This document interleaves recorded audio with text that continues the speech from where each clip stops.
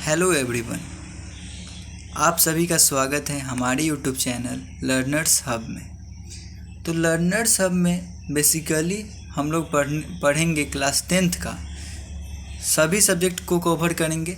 तो सबसे पहले शुरू करते हैं सोशल साइंस से। तो सोशल साइंस में जो पहला वीडियो होगा वो हमारे होगा ज्योग्राफी बुक से। जो सोशल साइंस का ज्योग्राफी बुक है इंडिया रिसोर्सेस एंड यूटिलाइजेशन, जो क्लास 10th का है। तो इसमें आज हम लोग स्टार्ट करने वाले हैं और यह वीडियो बेसिकली है बिहार बोर्ड के उन बच्चों को जो इंग्लिश में तैयारी कर रहे हैं, जिनको इस बार 10th इंग्लिश में देना है। तो चलिए हम लोग अब शुरू करते हैं। तो सबसे पहले यहाँ पे देखिए, ये हमारा कॉन्स्टिट्यूशन का प्रीएम्बल है। ये बहुत अच्छा है, इसको हम लोग को याद करना चाहिए। जैसे कि मैं आप लोगों को एक बार सुना देता हूँ। यहाँ पे लिखा है, we the people of India having solemnly resolve to constitute India into a sovereign socialist secular democratic republic and to secure to all its citizens justice social economic and political liberty of thought expression belief faith and worship equality of status and opportunity and to promote among them all fraternity, assuring the dignity of the individual and the unity and integrity of nation. In our Constituent Assembly this 26th day of November 1949 do hereby adopt, enact and give to ourselves to this constitution. यह preamble अगर आपको याद है तो बहुत अच्छा है, जो फ्यूचर में आपको हेल्प करेगा। तो देखिए, सबसे पहले देखेंगे कि हम लोग ज्योग्राफी में क्या क्या कवर करेंगे। तो ज्योग्राफी में हम लोग कवर करने वाले हैं चैप्टर फर्स्ट आज करेंगे, जो है इंडिया रिसोर्सेस एंड यूटिलाइजेशन। उसके बाद चैप्टर 2 जो है एग्रीकल्चर, फिर चैप्टर 3 मैन्युफैक्चरिंग इंडस्ट्रीज, फिर chapter 4 transport communication and trade, chapter 5 Bihar agriculture and forest resource and chapter 6 methods of relief representation. तो बेसिकली हम लोग ये सब करने वाले हैं। तो चलिए अब आगे बढ़ते हैं। तो मेरा जो पार्ट ए है, सेक्शन ए, उसमें हम लोग पढ़ने वाले हैं इंडिया रिसोर्सेस एंड यूटिलाइजेशन। तो पहले जो चैप्टर का नाम है उससे हम लोग इमेजिन करेंगे कि इस चैप्टर में क्या पढ़ाई आखिर होने वाला है। तो चैप्टर के नाम से ही पता चल रहा है कि इंडिया रिसोर्सेस एंड यूटिलाइजेशन, मतलब कि इंडिया में कौन कौन से रिसोर्स हैं और उनका यूटिलाइज किस तरीके से होता है। तो उसमें ये देखेंगे। और हाँ, आप लोगों को एक बात बता दूं कि ये मेरा पहला वीडियो है और मैं पढ़ाने का ट्राई कर रहा हूँ। अगर अच्छा लगे तो please like share and subscribe my channel. तो शुरू करते हैं। Importance of resource. Importance of resource से पढ़ेंगे, you use many things in your life. All the things that come in use are resources. Resources can be physical and biological. तो हम यहाँ पे कहा जा रहा है कि जो चीज़ हम लोग दैनिक जीवन में उपयोग करते हैं, दैनिक जीवन में जैसे कि हमारा हो गया, हम अभी मोबाइल का यूज़ कर रहे हैं, बुक का यूज़ कर रहे हैं, पेन और पेंसिल का यूज़ कर रहे हैं, फिर हम खाने के लिए फूड का यूज़ कर रहे हैं, पानी पीने के लिए टैप का यूज़ कर रहे हैं। तो ये सब क्या है? ये सब हमारा रिसोर्स है, हम इसका यूज़ कर रहे हैं। तो रिसोर्स मेरा फिजिकल भी हो सकता है, बायोलॉजिकल भी हो सकता है। तो चलिए आगे बढ़ते हैं। On the one hand physical material like land soil water minerals fulfil the human needs and become resources, whereas on the other hand biological material such as vegetation, wildlife and aquatic life are not less important in making the human life comfortable. तो देखिए, एक तरफ हम लोग ले लेते हैं जो मेरा भूमि हो गया, धरती हो गई, फिर वाटर हो गया, मिनरल्स हो गए। ये सब क्या है? ये सब हमारे ह्यूमन नीड्स को फुलफिल कर रहे हैं। तो ये सब रिसोर्स हो गया। और बायोलॉजिकल में ले सकते हैं वेजिटेशन, जो वनस्पतिक है, जीवन हरियाली, ये सब जो है पेड़ पौधा चिड़िया, ये सब क्या है? ये सब मेरा बायोलॉजिकल मटेरियल में आ जाएगा। और ये हमारे लाइफ के लिए ज़्यादा इम्पोर्टेंट नहीं है, मगर तब भी है इम्पोर्टेंट। अब आगे बढ़ते हैं। Both physical and biological material become useful with the help of technology. अगर हम टेक्नोलॉजी का उपयोग करें तो ये फिजिकल और बायोलॉजिकल दोनों जो मटेरियल हैं वो हमारे लिए हेल्पफुल हो जाता है। आगे देखते हैं, since ancient time vegetation and wild life was available in the forest. प्राचीन काल में वेजिटेशन फॉरेस्ट में अवेलेबल था। The aquatic life has been flourishing since lakh of years in oceans. जो मेरा एक्वाटिक लाइफ था हमारा वो ओशियंस में था, लेक्स में था, रिवर्स में था, मतलब कि वहाँ पे था। Coal and petroleum and other minerals were lying in the earth's womb since the immortal, but there were a scarcity of technological knowledge in the primitive human beings on that time। और जो ये सब का use हम लोग नहीं कर पा रहे थे क्योंकि हमारे पास टेक्नोलॉजी नहीं था, due to lack of technology.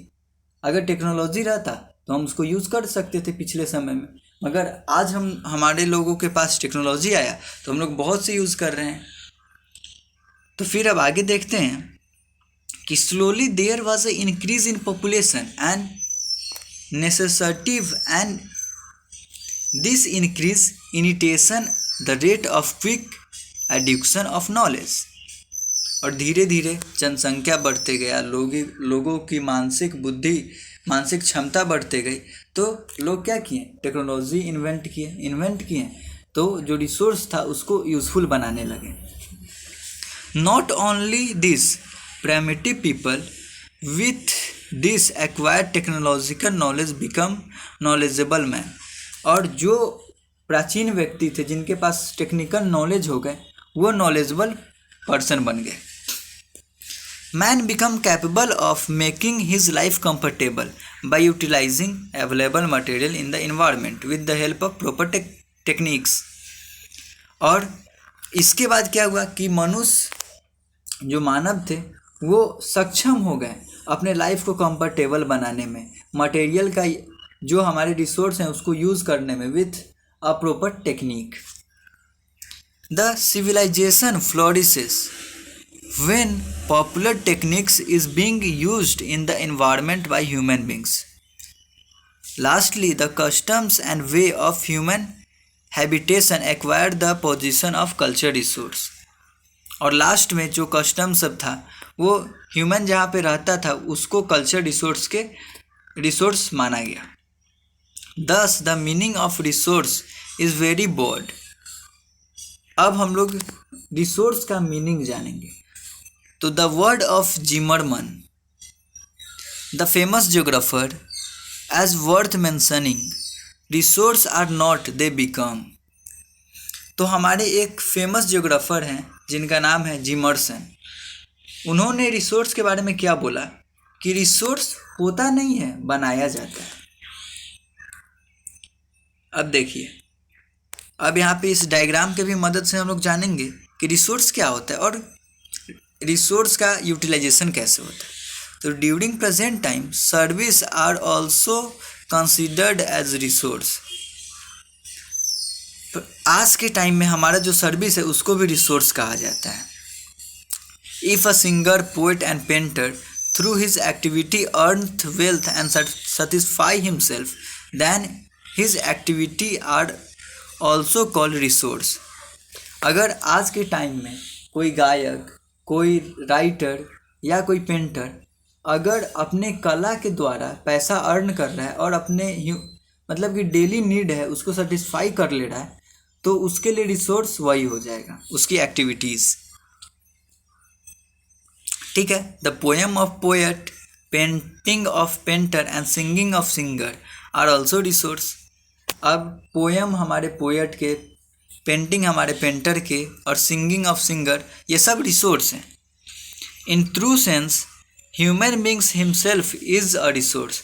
और अगर वास्तव में देखा जाए तो मानव खुद में एक रिसोर्स है। Because he has a knowledge technique through which he can make any material useful. क्योंकि इसके पास नॉलेज होता है जिसके मदद से वो कोई भी मटेरियल को यूजफुल बना सकता है।